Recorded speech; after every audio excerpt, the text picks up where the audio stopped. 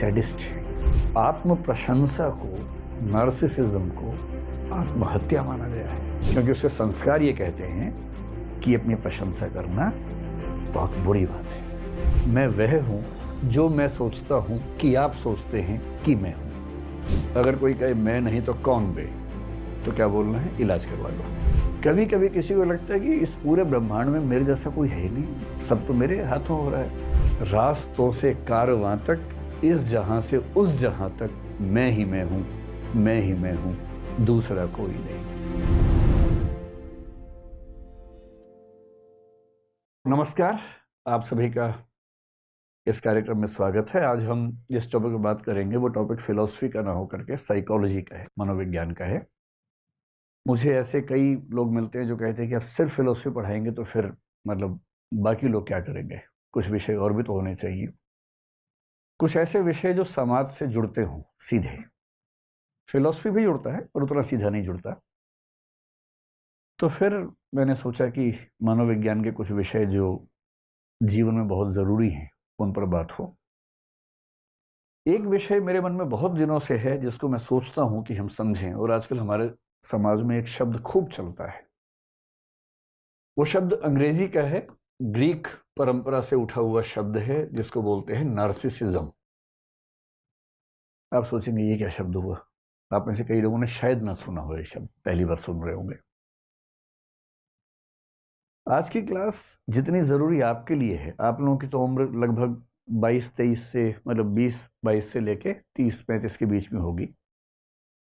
आपके लिए तो है ही ज़रूरी, लेकिन ये आपके लिए और ज़रूरी होने वाला है आज से 10 साल के बाद, जब आपके छोटे बच्चे होंगे। कुछ के तो होंगे, बाकी जो बाद में पेरेंट्स बनेंगे।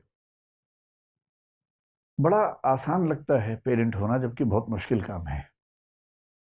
आपका बच्चा IIT करेगा या नहीं, MBBS करेगा या नहीं, ये बहुत छोटी बात है। कर लेगा तो अच्छी बात है, ना करे तो कोई बुरी बात नहीं है, सामान्य सी बात है। पर आपकी संतान, आपका बेटा या आपकी बेटी एक कायदे का इंसान बनेगा या नहीं, ये ज़्यादा बड़ी बात है। और कायदे का इंसान बनाना पेरेंट्स की प्राथमिक जिम्मेदारी है, जिसमें हम में से अधिकांश लोग पूर्णतः सफल नहीं होते। मैं भी शायद नहीं हो पाऊँ। मतलब मैं ये दावा नहीं कर रहा कि मैं तो बहुत महान हूँ और आप थोड़ा सीखें। हम सबकी वो स्थिति है, हम सबकी वो समस्या है। तो जिन चीज़ों से बचाना ज़रूरी है अपने बच्चों को, उनमें से एक समस्या का नाम है नार्सिसिज्म। नार्सिसिज्म के लिए हिंदी का एक शब्द होता है जो उसके काफ़ी नज़दीक है, उसे कह सकते हैं आत्ममुग्धता। अब शायद आपको लगेगा अच्छा ये बात है, अब समझ में आ गई बात। आत्ममुग्ध होना होता है, छोटे बच्चों में टेंडेंसी ज़्यादा दिखती है, क्योंकि छोटे बच्चे ईगोसेंट्रिक होते हैं। ईगोसेंट्रिक का मतलब दुनिया के सेंटर में खुद को रख के जीवन को देखते हैं। एक शब्द आपने सुना होगा जिसको बोलते हैं सेल्फ कॉन्फिडेंस। और आप ये भी जानते हैं कि हर पेरेंट्स चाहते हैं कि उनके बच्चों में आत्मविश्वास होना चाहिए। ठीक भी है, आत्मविश्वास होना भी चाहिए। कई बार ये समझ नहीं आता कि आत्मविश्वास की रेखा कहाँ खत्म होती है और आत्ममुग्धता कहाँ से शुरू हो जाती है। जैसे कुछ लोग कहते हैं कि दोस्ती और प्यार के बीच की रेखा बहुत पतली होती है, पता नहीं चलता कब आप उछल के वहां पहुंच जाते हैं। ऐसी प्रतिस्पर्धा और दुश्मनी, कंपटीशन और राइवलरी के बीच की रेखा बहुत पतली होती है। ऐसे ही धर्म और सांप्रदायिकता के बीच की रेखा बहुत पतली है। अब कब तक धार्मिक थे, कब सांप्रदायिक हो गए, पता नहीं चलता है। ठीक ऐसे ही आत्मविश्वास से भरे होना और आत्ममुग्ध हो जाना, इसके बीच की रेखा भी बहुत पतली है, पर रेखा है। उस रेखा को समझना, उसको पहचानना बहुत जरूरी है। मोटे तौर पर आत्मविश्वास एक बहुत अच्छी क्वालिटी है, पॉजिटिव क्वालिटी है, होनी चाहिए। और नार्सिसिज्म यानी आत्ममुग्धता एक ऐसी स्थिति है जो कि न केवल उस व्यक्ति के लिए समस्या है जिसको है, बल्कि उसके आसपास के समाज के लिए भी एक समस्या बन जाती है। टॉक्सिक समाज बनता है, विष भरा समाज बनता है। तो समझेंगे, बहुत प्यार से समझेंगे, मोहब्बत से समझेंगे, एग्जाम्पल से समझेंगे, फिल्मी गीतों से समझेंगे कि ये क्या है, और फिर चेक करेंगे कि हमारे अंदर है कि नहीं है। पर वरना मनोविज्ञान पढ़ते हुए एक सामान्य टेम्परामेंट क्या होता है कि मैं तो ठीक हूँ, बाकियों के अंदर है ये प्रॉब्लम। और मजे की बात है, बाद में समझ में आता है कि नहीं, मैं भी ठीक नहीं हूँ, मेरे अंदर भी है। तो शब्द को लेकर तनाव मत लीजिएगा, ये शब्द कहाँ से आया, मैं भी आपको इसकी पूरी कहानी समझाऊंगा, फिर आप समझ जाएंगे कि इतना मुश्किल शब्द क्यों बनाया गया। इसके पीछे कहानी है, रोचक कहानी है। उसमें आने से पहले पिछले 30-40 साल में दुनिया भर में, विशेष रूप से पश्चिम में, देखा गया है कि नार्सिसिज्म यानी आत्ममुग्धता की टेंडेंसी बहुत बढ़ी है। ऐसे सर्वे हुए, और मैं हवाई बात करने से बचता हूँ, मैं तो जो मेडिकल साइंस के सर्वेज हैं, साइकोलॉजी की एसोसिएशन के सर्वेज हैं, उनके बेस से बात करता हूँ। एक सर्वे ने बताया कि 1962 और 1990 के बीच में अंतर ये है अमेरिका में कि 1962 में 12% किशोर बच्चों में, एडोलेसेंट बच्चों में ये टेंडेंसी देखी गई थी, और ये टेंडेंसी 1990 के दशक में आते आते लगभग 77 से 80% बच्चों में देखी जा रही है। 12% से 80% की बात कर रहा हूं मैं, 1-2% की बात नहीं कर रहा हूं। तो एक बड़ी समस्या तो है। भारतीय समाज में उतनी बड़ी समस्या कुछ लोग मानते हैं कि नहीं है, लेकिन ये मानना पड़ेगा कि आज के समय में वो भी दिखना शुरू हुआ है। एग्जाम्पल से बात करते हैं, है ना, सैद्धांतिक बात क्यों करें। आत्ममुग्धता का एक लक्षण होता है व्यक्ति को ये लगने लगना कि उसके जैसा कोई नहीं, मैं इतनी सुंदर हूं, मैं क्या करूं क्या करूं। अब आप रिलेट कर पा रहे हैं? अगर आपके आसपास कोई ऐसे बोले मैं इतनी सुंदर हूं, मैं क्या करूं क्या करूं, उसको बोलना तुम्हें नार्सिसिस्टिक पर्सनैलिटी डिसऑर्डर है, एनपीडी है, इलाज करवा लो अपना। कोई उससे भी एग्रेसिव हो जाता है कभी कभी, उसको लगता है कि उसके बिना दुनिया चल ही नहीं सकती, मैं नहीं तो कौन बे। कुछ दिन पहले कोई रैपर है, मैं जानता नहीं, मैं रैप सॉन्ग सुनता नहीं हूँ, तो कोई लड़की है, वो मैं नहीं तो कौन बे गा रही थी। कुछ लोगों ने मेरा एक वीडियो साथ में चिपका दिया उसके। मैं क्लास में हंसी मजाक में एक शेर बता रहा हूँ बच्चों को, तू नहीं कोई और सही, कोई और नहीं कोई और सही, बहुत लंबी है ज़मीं मिलेंगे लाख हंसी, इस ज़माने में सनम तू अकेली तो नहीं। तो लोगों ने इस तरह चलाया कि मैं उसको जवाब, मैं तो जानता भी नहीं उसको कौन है। ज़बरदस्ती लोगों ने कर दिया। पर ये दोनों ही लक्षण नार्सिसिज्म के हैं। अगर कोई कहे मैं नहीं तो कौन बे, तो क्या बोलना है, इलाज करवा लो। किस चीज़ का? नार्सिसिस्टिक पर्सनैलिटी डिसऑर्डर, एनपीडी बोलेंगे। और अगर कोई ये कहे तू नहीं कोई और सही, तो भी इलाज करवाना है, क्योंकि इस व्यक्ति को भी जरूरत से ज्यादा आत्मविश्वास अपने ऊपर हो गया है। जब इस तरह के वाक्य सुनने लगे आप, तो समझिए कि कुछ गड़बड़ है। अगर किसी को लगे कि मैं संविधान से ऊपर हूं, कानून से ऊपर हूं, सब मेरे सामने छोटे हैं, और वो कहे हम जहां खड़े होते हैं लाइन वहां से शुरू होती है, कालिया फिल्म में अमिताभ बच्चन जेल में कह रहा है, तो उसको क्या कहना है, तुम्हारी लाइन अलग है, वो मनोविज्ञान के रोगियों की लाइन है, वहां तुमसे ही लाइन शुरू होगी, क्योंकि तुम्हारा इलाज होना है। ये तीसरा लक्षण है। कभी कभी किसी को लगता है कि इस पूरे ब्रह्मांड में मेरे जैसा कोई है नहीं, सब तो मेरे हाथों हो रहा है, मुझसे बड़ा कौन है। सेक्रेड गेम सीरीज में नवाजुद्दीन सिद्दीकी का एक डायलॉग आता है, कभी कभी तो लगता है कि अपनिच भगवान है, अपनिच भगवान है। और रोचक बात है कि नार्सिसिज्म के डिसऑर्डर को कुछ लोगों ने एक नाम दिया है, गॉड कॉम्प्लेक्स। जब किसी को लगने लगे कि वो भगवान है या भगवान जैसा है, भगवान के बाद नंबर 2 पे आता है, तो समझ लो कि सीवियर प्रॉब्लम में है, गंभीर किस्म का नार्सिसिज्म उसको है। तो कभी अगर आपको भी लगता हो कि अपनिच भगवान है, तो इसका मतलब सीरियस बीमारी है, हल्के फुल्के नहीं, सीरियस है। आप लोग तो छोटे हैं, जब आप पैदा हुए थे उसके आसपास एक फिल्म आई थी हिंदी में, राम तेरी गंगा मैली, शायद आपने नाम सुना होगा। उसमें नायक नायिका को संबोधित करके गीत गा रहा है, और नार्सिसिज्म का इतना बड़ा लक्षण मैंने कभी नहीं देखा। वो क्या कह रहा है, मुझको देखोगे जहां तक, मुझको पाओगे वहां तक, रास्तों से कारवां तक, इस जहां से उस जहां तक मैं ही मैं हूं, मैं ही मैं हूं, दूसरा कोई नहीं। यदि आपकी जिंदगी में ऐसा प्रेमी प्रेमिका आ जाए तो सीधे लेके जाना है साइकेट्रिस्ट के पास। आपकी जिम्मेदारी बनती है। सच्चा प्रेम करते हैं तो उसका इलाज करवाइए, क्योंकि यदि आपने उसका इलाज नहीं करवाया तो वो आपका इलाज कर देगा। और जो नार्सिसिस्ट किस्म के दोस्त होते हैं, नार्सिसिस्ट किस्म के प्रेमी प्रेमिका होते हैं, पति पत्नी होते हैं, उनका लक्षण ये है, वो शुरुआत करते हैं लव बॉम्बिंग से। लव बॉम्बिंग मनोविज्ञान का एक कंसेप्ट है, लव बॉम्बिंग। प्यार की बमबारी कर देंगे आपके ऊपर, इतना ज्यादा मैसेज करेंगे, miss you, love you, like you, ये वो। 24 घंटे में कम से कम 500 मैसेज करते रहेंगे। और आप सोचेंगे कि इतना प्रेम करने वाला मनुष्य मुझे मिला है, ऐसा तो दुनिया में किसी को नहीं मिला। ये पहला फेज है, ये स्थायी नहीं है, ये सिर्फ पहला फेज है। वो दरअसल सिर्फ अपने आप से प्यार करता है, और इस समय आपको प्यार करने की वजह से वो अपने आप से प्यार कर पा रहा है। आप केवल एक टूल हैं जिसको हासिल करके उसको खुद से प्यार करने की वजह मिल गई है। और ऐसे व्यक्ति को जो अगला स्तर आता है उसको गैस लाइटिंग बोलते हैं मनोविज्ञान में। गैस लाइटिंग शब्द आपने सुना या नहीं सुना पता नहीं। गैस लाइटिंग एक टर्म है, इसका मतलब ये होता है दूसरों को इतना छोटा करके साबित कर देना, इतना आरोप लगाना कि वो बेचारा अपनी सहजताओं को भी पाप समझने लगे, अपनी कमजोरी समझने लगे। जैसे सुबह मान लीजिए उठने की बात है, सबका मन करता है आराम से उठने का। ये लाट साहब तो 8 बजे उठेंगे।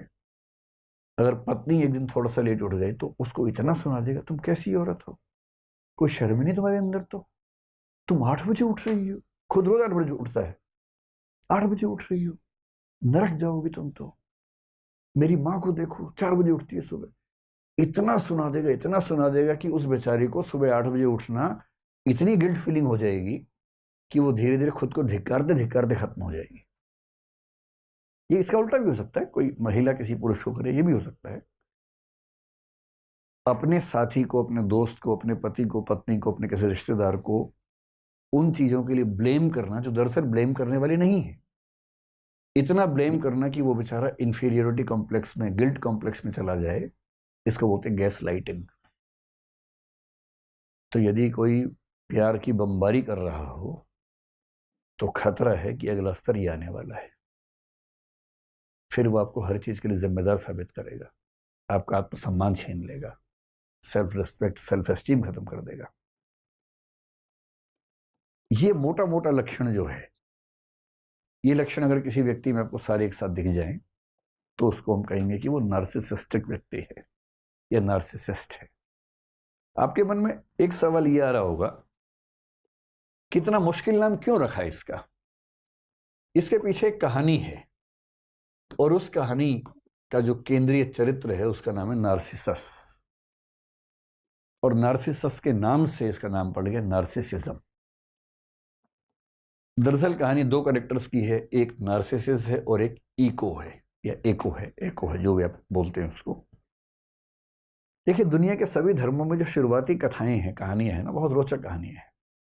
उन कहानियों का एक पर्पस क्या होता है कि नैतिक विचार सिखाने के लिए कहानी का इस्तेमाल करें। जब आप छोटे थे, आपको याद होगा, आपके पेरेंट्स आपको कहानियां सुनाते होंगे। अब की पीढ़ी तो नहीं सुना पा रही है। जब आप पेरेंट्स बनेंगे तो कहानियां शायद नहीं सुना पाएंगे, क्योंकि बच्चा सुनना भी नहीं चाहेगा। वो कहेगा आप चुप रहो, मैं टीवी में देख लूंगा। डोरेमोन आ रहा है, मैं उसकी कहानी सुन लूंगा, और शिनचैन आ रहा है, मुझे उसमें ज़्यादा रुचि है, आपकी कहानी में कम रुचि है। लेकिन आज से 1-2 पीढ़ी पहले तक सारे बच्चे कहानियां सुन सुन के बड़े हुए हैं। और पेरेंट्स की कोशिश क्या होती थी, कहानियों के माध्यम से बच्चों को नैतिक मूल्य सिखा दें। ये दुनिया के हर समाज में होता था। और बच्चे कई मुश्किल सवाल पूछ लेते हैं, उनका जवाब देने के लिए भी कल्पनाएं कर लेते हैं। जैसे मैं सोचता हूं कि ग्रीक समाज में किसी बच्चे ने पूछा होगा कि जैसे आप कहीं जंगल में जाके जोर से आवाज दें तो वो आवाज बार बार रिपीट होती है, बाद में एको होती है। तो बच्चे पूछते होंगे कि ये आवाज कहां से आ रही है।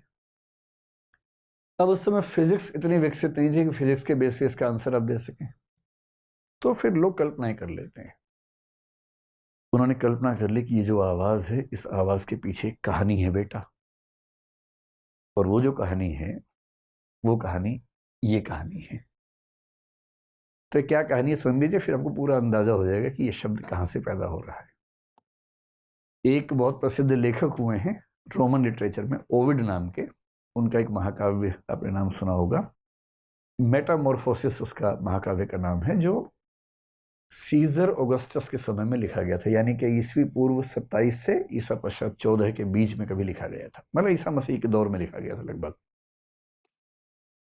उसमें जो भाग 3 है उसमें एक कहानी आती है, ये वाली कहानी। क्या कहानी है? ग्रीक कहानी है, ग्रीस की, यूनान की कहानी है। ये एक लड़का था नार्सिसस, और ये कौन था? तो एक देवता है, नदियों के देवता ग्रीस में। जैसे हमारे यहाँ होता है ना कि वर्षा के देवता, सूर्य देवता, चंद्र देवता, वहां भी खूब देवता माने जाते थे उस समय में। तो जो नदियों के देवता थे, सिफिसस बोलते थे उनको। और साथ में एक अप्सरा थी। अप्सरा शब्द यहाँ भी खूब चलता है ना, हमारे यहाँ मेनका को अप्सरा माना गया। और कौन अप्सराएं हैं? उर्वशी है, रंभा है ना। अप्सराओं की कहानी यहाँ भी है, वहां भी होती है अप्सरा की कहानी।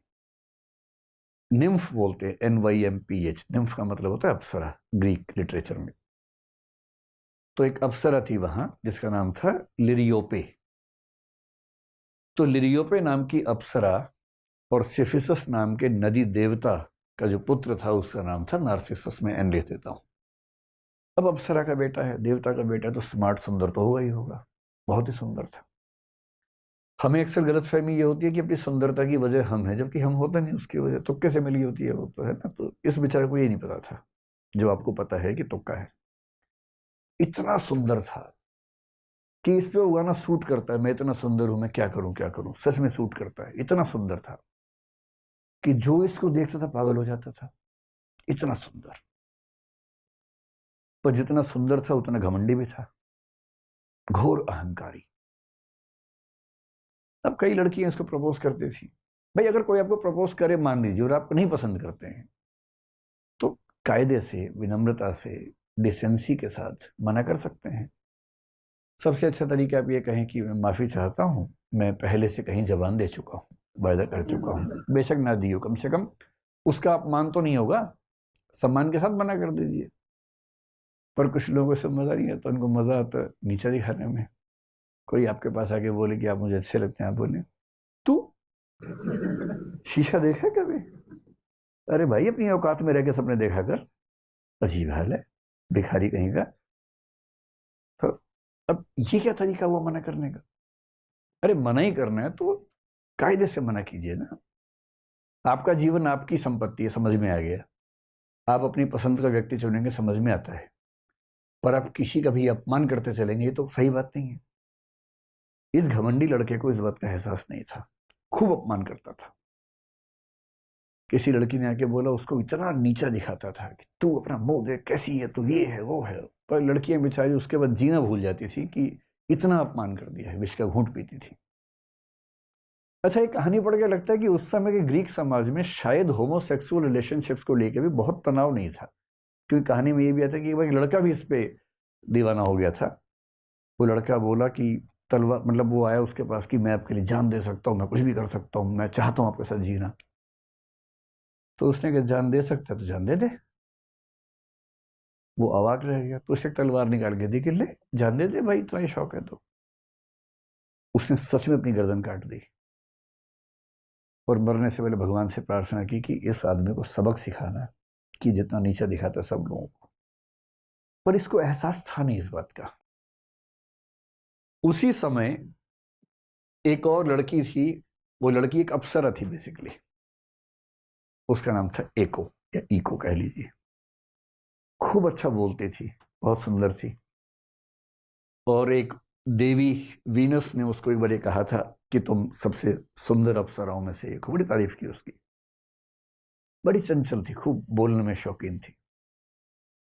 एक बार इसने क्या किया कि देवताओं के एक देवता वहां बृहस्पति नाम के, जुपिटर जिनको हम बोलते हैं, जुपिटर के साथ एक खेल कर दिया। जुपिटर की पत्नी जूनो, उसको क्या कर दिया, आजकल की भाषा में क्या बोलेंगे उसको, वो जो सोशल मीडिया में दिखता है, प्रैंक। हाँ, प्रैंक कर दिया उसके साथ, प्रैंक कर दिया। तो जूनो को गलत फहमी पैदा कर दी कि उसका पति बाजार गया हुआ है, जबकि वो गया नहीं हुआ था। और जूनो गुस्से वाली थी, चिढ़ गई कि तू मेरे साथ प्रैंक करेगी, मैं तुझे श्राप देती हूं। तो श्राप यहां नहीं होता, वहां भी होता था श्राप, हर जगह होता है। मैं तुझे श्राप देती हूँ। श्राप कहते 2 श्राप दे दिए। पहला, तू अपनी ओर से कोई भी वाक्य बोल ही नहीं पाएगी। और दूसरा, अगर किसी और ने कोई वाक्य बोला होगा तो तू केवल उस वाक्य के अंतिम कुछ शब्दों को ही दोहरा पाएगी। इको ऐसे ही होती है ना, तो पूरा इको की कहानी बना दी है। अब तू अपनी ओर से कोई नया वाक्य नहीं बोल सकती, और जो वाक्य बोला गया है उसके अंत के कुछ शब्दों को दोहरा सकती है। इतना ही बोलने का अधिकार तेरे पास है। उसके बाद से बेचारे सोचिए, इतनी सुंदर योग्य युवती थी और बेचारी बोल नहीं पाती है। खैर, जिंदगी जी रही थी किसी तरह से। एक दिन नार्सिसस अपने दोस्तों के साथ शिकार खेलता हुआ जंगल में गया। और जब जंगल में गया तो बाई चांस ऐसा हुआ कि अलग हो गया, इसके दोस्त कहीं चले गए, गुम हो गया। अब ये अकेला घूम रहा जंगल में, वहीं इको घूम रही थी। उसने इसको देखा, वो भी दीवानी हो गई इसकी, और पागल हो गई एकदम। इतना सुंदर था ये, वो भी अप्सरा है, कम नहीं है। ये तो अप्सरा का पुत्र है, देवता का पुत्र है। अब वो दीवानी बन बन के पीछे घूम रही है, सामने नहीं आ रही है अभी। अच्छा, इसको एहसास हो रहा कोई है आसपास, पेड़ों की आवाज से, पत्तों की आवाज से। तो उसने कहा कौन है? उसने क्या कहा, कौन है, क्योंकि बोल नहीं सकती। इसको लगा अजीब, पहली कोई खेल रहा है मेरे साथ। फिर इसने कहा सामने आओ। उसने कहा सामने आओ।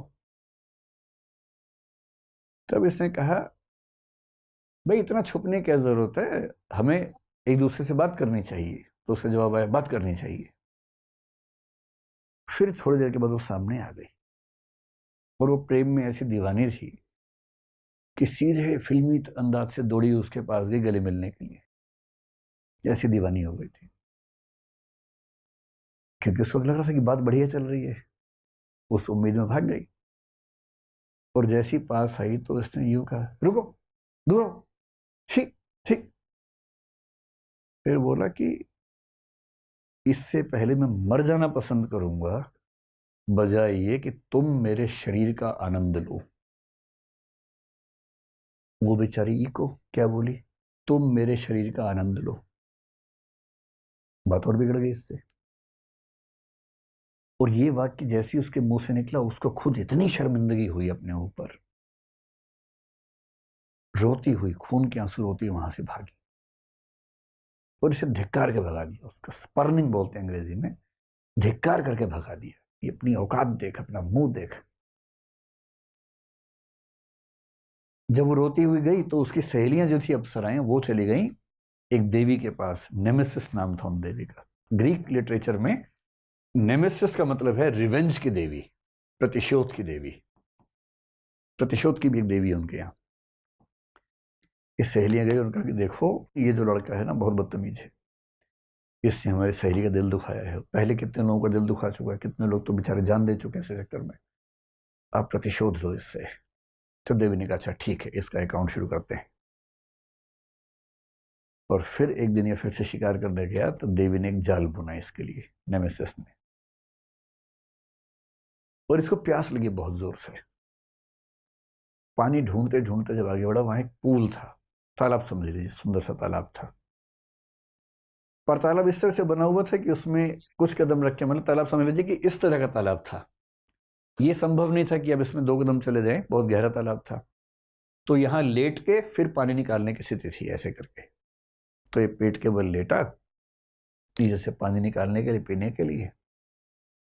और जैसे ही लेटा, इसको अपनी ही परछाई देखी पानी के अंदर।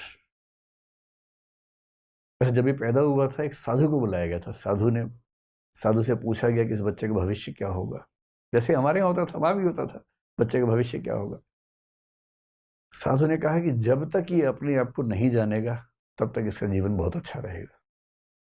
जिस दिन इसने खुद को जान लिया, मुश्किल हो जाएगा। और आज उसने पानी में अपने रिफ्लेक्शन को देख लिया। जैसी देखा, ये खुद दीवाना हो गया। अच्छा, इसको ये नहीं पता था कि वो रिफ्लेक्शन है। उस समय तक विज्ञान उतना विकसित नहीं था कि समझ जाए कि रिफ्लेक्शन है। उसको लगा कोई और है, पानी के अंदर का देवता है शायद कोई। ये इतना पागल हो गया, जितनी पागल इको हुई थी इसके लिए उतना ही पागल हो गया। और सहेलियों ने यही कहा था कि इसको भी ये पीड़ा समझ में आनी चाहिए कि जब हम किसी से प्रेम करते हैं और वो जब हिकारत से बात करता है तो कैसा लगता है। अभी बेचारा उससे कह रहा तुम कौन हो दोस्त, वो जवाब ही नहीं दे रहा। मजे की बात है, एक लड़का एक लड़के से ही कह रहा है, और ग्रीक लिटरेचर में इस बात को लेकर तनाव नहीं है उस समय। ये फिर कह रहे कि मैं तुमसे मिलना चाहता हूँ, जवाब ही नहीं दे रहा। खूब रिक्वेस्ट कर करके मर गया, जवाब ही नहीं आता था अंदर से। अंत में बोला कि अगर तूने मुझे जवाब नहीं दिया तो इस जीवन का लाभ ही क्या है। और पीछे पेड़ के पीछे खड़ी होकर सुन रही है इको। उसको खुशी हो रही है कि आज इसको समझ में आई बात। और अंत में इसने तय किया कि अगर मैं इसके साथ जीवन नहीं गुजार सकता हूं तो ये जीवन बेकार है, और उसने अपने जीवन को समाप्त कर लिया। और अंतिम वाक्य क्या बोला? अलविदा, फेयरवेल। और पीछे से इको ने क्या कहा? अलविदा। ये खत्म हो गया, आत्ममुग्धता में खत्म हो गया, अपनी ही सुंदरता को नहीं झेल पाया। इको तो अप्सरा थी, तो शाश्वत थी, मॉर्टल नहीं थी, इमॉर्टल थी। लेकिन फिर एक कहानी बढ़ाई गई कि उसका शरीर खत्म हो गया, उसकी हड्डियां बन गई पत्थरों की तरह से, लेकिन उसकी आवाज बची रही। और आज भी दुनिया में जब कोई कुछ बोलता है तो पीछे कुछ शब्द रिपीट हो तो समझ लो कि इको नाम की देवी वहां पर मौजूद है। यह है नार्सिसस नाम के बहुत सुंदर किंतु बहुत ही घमंडी आदमी की कहानी। और ये हमेशा ध्यान रखना है कि यदि आप चार लोगों के साथ बदतमीजी से बात करते हैं तो कभी ना कभी कोई आपको भी मिलने वाला है, जीना मुश्किल कर देगा।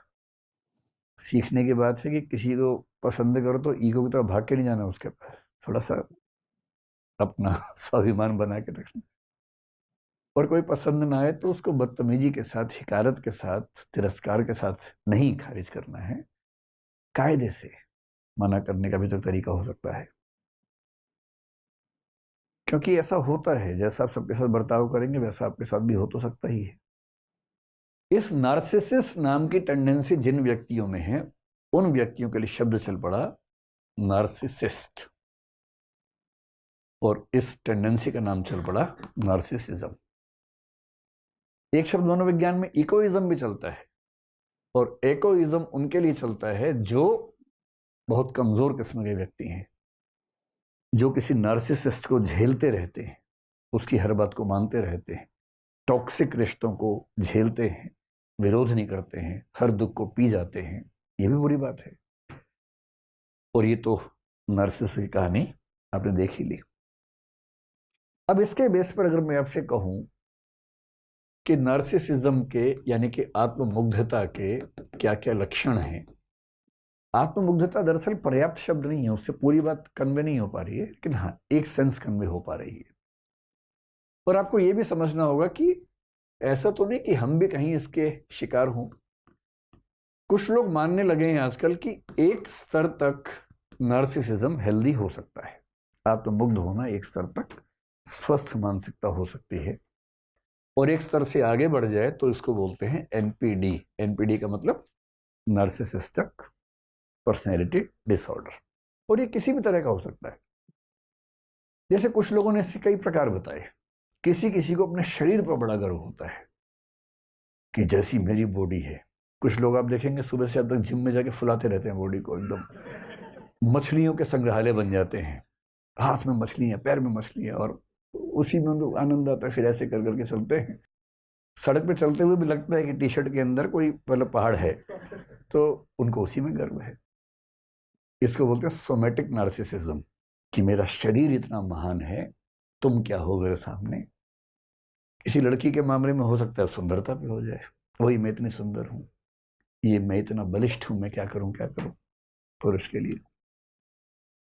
लेकिन ये केवल शरीर का मामला नहीं है, दिमाग के लोग भी करते हैं। उसके लिए एक शब्द चलता है सेरिब्रल या इंटेलेक्चुअल नार्सिसिज्म, कि मेरे पास जैसी बुद्धि है ना वो किसी के पास नहीं। जो बात मुझ में है वो किसी और में नहीं। जैसे पश्चिम में आप देखेंगे कई ऐसे चिंतक हुए। भारतीय दर्शन में आपको दार्शनिकों के नाम आमतौर पर नजर नहीं आएंगे, परंपराएं हैं। एक परंपरा में सैकड़ों दार्शनिक है, किसी का नाम सामने नहीं आता। पश्चिम में इंडिविजुअल्स के नाम सामने आते हैं हमेशा, क्योंकि इंडिविजुअलिज्म वहां की टेंडेंसी रही हमेशा। हीगेल इतना महान विचारक हुआ, उसके बाद कार्ल मार्क्स आ गया। जर्मनी में दोनों हुए और लगभग साथ साथ ही हुए, थोड़े से गैप के बाद। मतलब 18 सेंचुरी में हीगेल हुआ, उसके कुछ समय के बाद 19 सेंचुरी की शुरुआत में मार्क्स हो गया। मार्क्स ने हीगेल से बहुत कुछ सीखा, जिसको हम बोलते हैं डायलेक्टिकल मेथड, उसी से सीखा। बस डायलेक्टिकल मेथड को मेटीरियलिज्म के साथ एसोसिएट कर दिया, जो उसने नया काम किया। लेकिन बोला क्या कि हीगेल ठीक कह रहा था, लेकिन हीगेल सिर के बल खड़ा था,